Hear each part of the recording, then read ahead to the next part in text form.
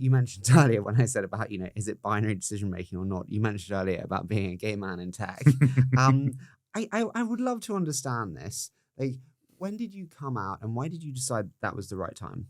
I came out twice. So I came out of university because I had a boyfriend, and I suddenly realized that being gay wasn't about sexual attraction. You could actually be in love with someone, and it sort of changed everything. And then he dumped me. That was very bad. Very, very bad. You always remember your first love. You know what? Mine now says I used to go out with Harry, and I'm like, yeah, fuck you.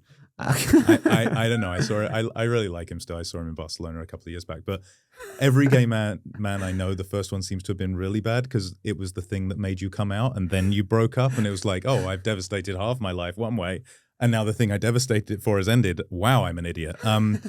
So I came out, and then I went to work, and eBay. I mean, look, Meg Whitman went and campaigned on banning gay marriage in California. I was advised on moving to the States that it wouldn't be good for me to be out at the company.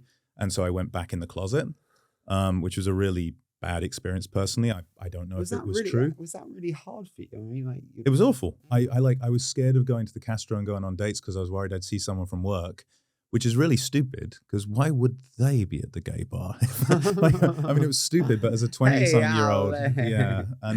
And it was actually bad for my life, and I think it's a really bad thing. Just psychologically, yeah. If you can't feel comfortable being out at your workplace, which for some people they can't, it can be really destructive because I was so scared of someone finding out I was gay and it hurting my career. I mean, I was 6,000 miles from home. I knew nobody in the state. Anyway, stupid.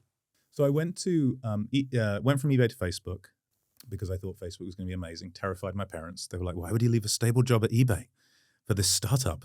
And I'm like, "It's going to be big, Mom." I feel it. Yeah, no, I know you know this journey. I was there for a year, and then Blake Ross, the founder of Firefox, who was an incredible colleague, he wrote this lovely post about Prop 8 for me as a gay man, about like how supportive he was of the community. And I jumped on the thread, and there was a secret mailing list for those of us that were gay, but we were in the closet. And I jumped on the thread, and I said, "It's really great to see you posting this. I agree, whatever." And then one of his friends said, "You are attacking Mormons. Like, we don't believe in this. We're funding this. Like, you're a terrible person," to me.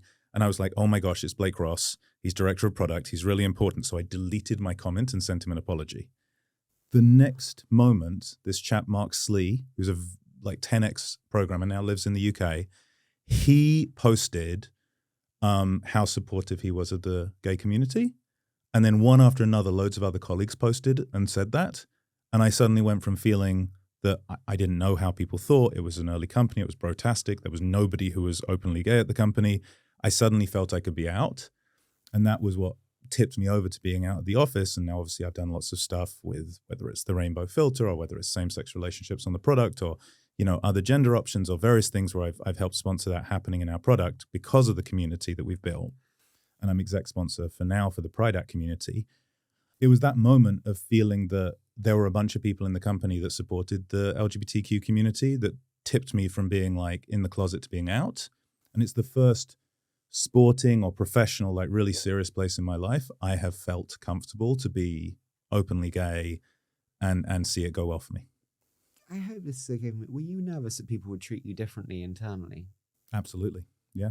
Yeah. That's why it took until I saw a bunch of people supporting the community for me to be like, oh, wow, these people, Blake, these really important people who, he's director of product. He was the most senior person in product after Matt Kohler, I think jointly with Chris Cox. He was really, really important, and he'd founded Firefox. And to see him and then Slee, who was like one of the most respected engineers at the whole company, those two, it was life-changing for me. How much further do you think we have to go to really make everyone feel like they can come out when they feel they want to and feel welcome in whatever way they are? Like, I think there's, people talk a lot about, I feel I can now. I don't actually feel that that's the case at all in a lot of companies. Mm-hmm. Do you feel that we have a long way to go still? Yeah, I think that the trans community has it the hardest. So, like, to be completely blunt, as a white cis gay man, I've got it, relatively easy compared to many people in the community. At the same time, I've said that on stage before, and people have corrected me that everyone has their own journey, and so it's not that it's straightforward. Look around. How many boards do you serve on where there's another gay board member? How many investor conferences do you ever see someone gay on stage? How many people have you had on this show who are openly gay, who are a senior executive at a tech company? there's still a gap, and that alone should tell you that there is still a problem. And, you know, I'm very lucky. I work at a company. Mark had a gay board member with Peter. He had a gay co-founder with Chris. Like, I know he supports our community, and I feel very grateful for it. Cheryl too. And I feel that from my colleagues. But it's also like still very lonely. In the senior teams I'm on, in the boards I've served on, like I'm always the only gay guy. So yeah, there's a gap, and we have a long way to go. And I talk to many LGBTQ people, and again, look, trans people way, way harder than where I stand. And many of them say to me, I can't be successful in my job and I can't be out in my work. And I always say, that is your decision and you should judge the situation you're in. But personally, I'd try and get out of that situation because of how hard it was for me and what I saw. JC told me about your incredible relationship with your parents. What did your parents say when you told them?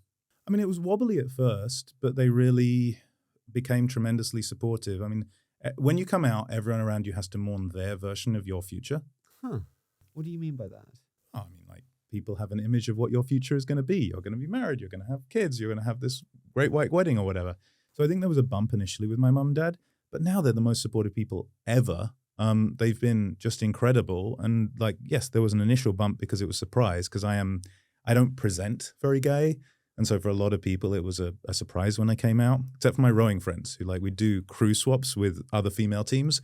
And I'd spent the whole time talking to their male coxswain. So, you know, but no, I think like they became hugely supportive of me. They've always really supported my career. And I would not be where I am without the parents I have. And I'm incredibly lucky.